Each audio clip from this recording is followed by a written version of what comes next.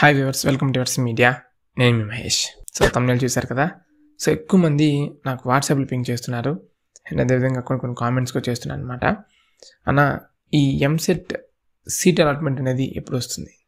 So ఇంట్లో టెన్షన్గా ఉంది, పేరెంట్స్ ఏం పెట్టారు, సరిగా పెట్టావా పెట్టలేదా, బాగా టెన్షన్గా ఉందన్న, కాలేజ్ వస్తుందా రాదా, అండ్ అదేవిధంగా పేరెంట్స్ కూడా సరిగా వెబ్ ఆప్షన్ చూస్ చేసుకున్నావా చూస్ చేసుకోలేదా, ఈ ఆర్డర్లో పెడితే బాగుండేది అండ్ ఈ ఆర్డర్లో పెట్టకుండా ఉంటే బాగుండేది, ఇలా డిస్కషన్ ఇంట్లో అవుతుంది.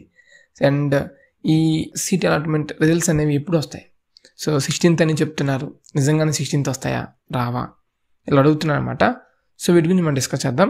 సో చాలామంది మీకు తెలుసో తెలియదో కానీ, అని మీ పరంగా మీకు తెలియకపోవచ్చు కానీ, ఓవరాల్గా నాకు అర్థమైన సిచ్యువేషన్ చెప్తున్నాను. ఎందుకంటే చాలామంది నాకు పర్సనల్గా పింక్ చేసి ఉండొచ్చు, మెసేజ్ పెట్టి ఉండొచ్చు, కాల్ చేసి ఉండొచ్చు అండ్ అదేవిధంగా గైడెన్స్ ఇచ్చి ఉండొచ్చు. ఎలా అయినా సరే ఓవరాల్గా 100% తీసుకుంటే 100%లో 60 to 70% ఈ ఇయర్ సిఎస్సినే చూస్ చేసుకున్నారు.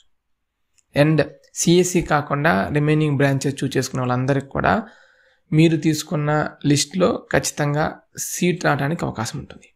ఇక 60% to 70% ఏవైతే CSC branch, CSC specialization branches తీసుకున్నారో వాళ్ళంతా కూడా, మరి అందరికి చెప్పను బట్ నా దృష్టికి వచ్చింది చెప్తున్నాను, ఓన్లీ టాప్ కాలేజ్ని చూస్ చేసుకున్నారు. వాళ్ళ ర్యాంక్ తక్కువ అని ఎక్కువ అని అలా ప్రిఫర్ చేయలే.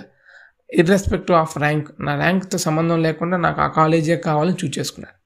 సో కొంతమందికి మేబీ సీట్స్ అనేవి వేరీ అవ్వచ్చు. అండ్ అయిపోయింది, మీరు టెన్షన్ పడి మీరు హెల్త్ ఖరాబ్ చేసుకోవడం తప్ప ఏం కాదు. సో మీ ఫాదర్ లేదా మీ పేరెంట్స్ ఏం చెప్పినా సరే వెయిట్ చేయండి, మంచిగానే వస్తాయి డాడీ రిజల్ట్స్ అని చెప్పండి. అండ్ రిజల్ట్స్ అనేవి 16th వస్తాయంటే యాజ్ పర్ వాళ్ళ అప్డేట్ ఇచ్చిన పరంగా 16th వస్తాయి. అండ్ ప్రీవియస్ ఇయర్స్ చేంజ్ అయినాయి కా బ్రదర్, ఈ ఎందుకు చేంజ్ అవ్వకుండా ఉంటాయని గ్యారంటీ ఏంటి అని అంటే, ప్రీవియస్ ఇయర్స్తో కంపేర్ చేసుకుంటే మీకు తెలుసో తెలీదో past 3 years AP EAMCET versus TS EAMCET compare చేస్తే టీఎస్ ఎంసెట్ రిజల్ట్స్ వచ్చిన తర్వాత కూడా ఏపీ ఎంసెట్ స్టార్ట్ అయ్యి ఉండదు.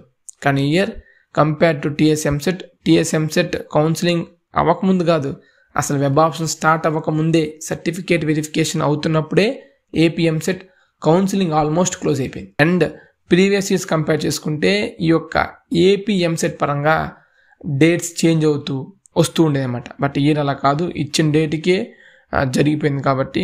అండ్ సిబిఎన్ గవర్నమెంట్ కొంచెం ఇలాంటి రూల్స్ అండ్ రెగ్యులేషన్స్ ఎక్కువ చేస్తారు వాళ్ళు. అంటే ఎలా అంటే స్ట్రిక్ట్గా రూల్స్ ఈ ఎంప్లాయీస్ మీద కొంచెం కఠినంగా ఉంటారు కాబట్టి, యాజ్ పర్ నా నాలెడ్జ్ పరంగా మ్యాక్స్ 99% 16th మీకు ఈ యొక్క అలాట్మెంట్ ఆర్డర్ అనేది రిలీజ్ అవుతుంది.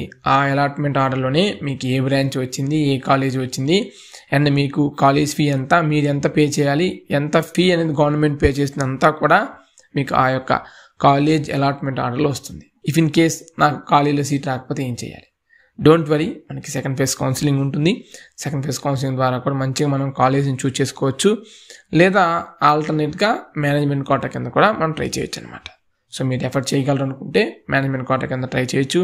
అండ్ అదేవిధంగా కొన్ని కాలేజెస్లో, కొన్ని టాప్ కాలేజ్లో కూడా ఈ ఇర్రెస్పెక్టివ్ ఆఫ్ బ్రాంచ్ కాకుండా, అంటే సిఎస్సి స్పెషలైజేషన్స్ కాకుండా కోర్ బ్రాంచెస్ అయిన ECE, triple E, civil, mechanical, ఇవి కొన్ని డొనేషన్ లేకుండా కూడా కొన్ని సీట్స్ ప్రొవైడ్ చేస్తున్నాయి. అండ్ అదేవిధంగా ఏపీ నుంచి కొంతమంది హైదరాబాద్ కాలేజ్ కూడా ట్రై చేస్తున్నారు. అండ్ అదేవిధంగా ఇంకొంతమంది ఏపీ ఎంసెట్ రాసి TS EAMCET counselling, AP EAMCET counselling కూడా ట్రై చేస్తుంటారు. సో వాళ్ళ పరంగా మనం డిస్కస్ చేద్దాం, ఇబ్బంది లేదు. ఫర్దర్గా ఇప్పటికిప్పుడు మనం డిస్కస్ చేయలేం కాబట్టి మీకు వచ్చిన కాలేజ్ బట్టి ఎలా చూస్ చేసుకోవాలి ఏంటి అనేది. సో ఫస్ట్ ఫేజ్ కౌన్సిలింగ్ రాని వాళ్ళకి సెకండ్ ఫేజ్ కౌన్సిలింగ్ పరంగా నేను మీకు గైడ్ చేస్తాను, డోంట్ వరీ.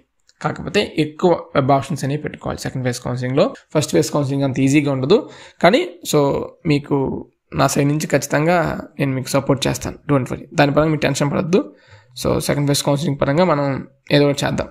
సో ఏదైనా మేనేజ్మెంట్ కోటా కింద సీటు చెక్ చేయటమా, లేదంటే మీకు వచ్చిన ర్యాంక్ని బట్టి కొంచెం తక్కువ ర్యాంక్లో ఉంటే సెకండ్ ఫేజ్ కౌన్సిలింగ్ వెళ్ళటమా. If in case first phase counselling వెళ్ళి కాలేజ్ నచ్చకపోతే అది అసెనారీ వేరు. ఒక చేతులు నీకు ఒక కాలేజీ నచ్చక వేరే కాలేజ్ ట్రై చేస్తే అది వేరు, కానీ అసలు ఏ కాలేజీలో సెలెక్ట్ అవ్వకుండా కాలేజ్ ట్రై చేయాలంటే కొంచెం కష్టం కాబట్టి వాళ్ళకి నాకు ఖచ్చితంగా గైడెన్స్ అనేది నేను ప్రొవైడ్ చేస్తాను. Thanks for watching. Latest updates కొరకు మన వర్స్ మీడియా యూట్యూబ్ ఛానల్ని సబ్స్క్రైబ్ చేసుకోండి.